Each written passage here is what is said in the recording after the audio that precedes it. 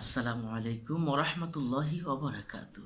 প্রিয় দর্শক, আশা করি ভালো আছেন। ভালো থাকাই কামনা।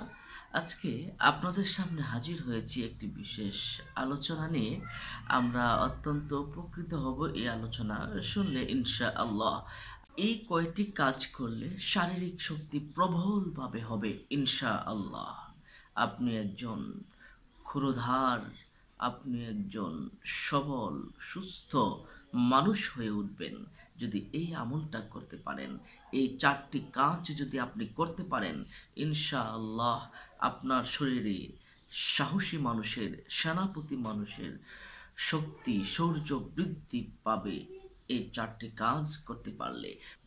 প্রিয় দর্শক, এই বিষয়গুলো হযরত ইমাম শাফি রহমতুল্লাহ আলাই এর বিখ্যাত গ্রন্থে উল্লেখ করা হয়েছে। অনেকেই আমাদের কাছে দলিল চান। তো দলিল আসলে রাসূল সাল্লাল্লাহু আলাইহি সাল্লাম এবং বিভিন্ন কিতাবের হাওলা দিয়ে এই কথাগুলো একত্রিত করা হয়। তো প্রিয় দর্শক, আমরা ইমাম শাফি রহমতুল্লাহ আলাইহির বিখ্যাত কিতাব থেকে আমরা এগুলো নিয়েছি। আমরা আলোচনা করে দেখেছি যে এই বিষয়গুলো কোরআন এবং হাদিস সম্মত বিধায় আমরা একত্রিত করে আপনাদের সামনে এনে হাজির করেছি। 1 নাম্বার, গোশত খাওয়া। যে কোনো বৈধ পশুর, বৈধ প্রাণীর গোশত খাওয়া জায়েজ, এবং এটা খেলে আপনার শরীরে প্রচুর পরিমাণে শক্তি সামর্থ্য বৃদ্ধি পাবে ইনশা আল্লাহ। 2 নাম্বার, সুগন্ধির ঘ্রাণ নেওয়া।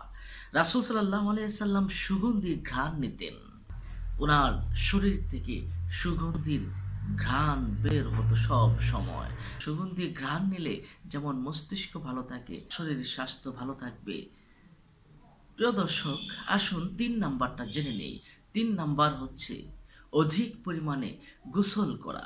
প্রতিদিন যদি আমরা কমপক্ষে একবার করে গোসল করি, তাহলে আমাদের শরীরে আমাদের শক্তি সামর্থ্য বৃদ্ধি পাবে এবং আমাদের শরীরে তাকত আসবে আমরা প্রতিদিন যদি গোসল করি ইনশাআল্লাহ।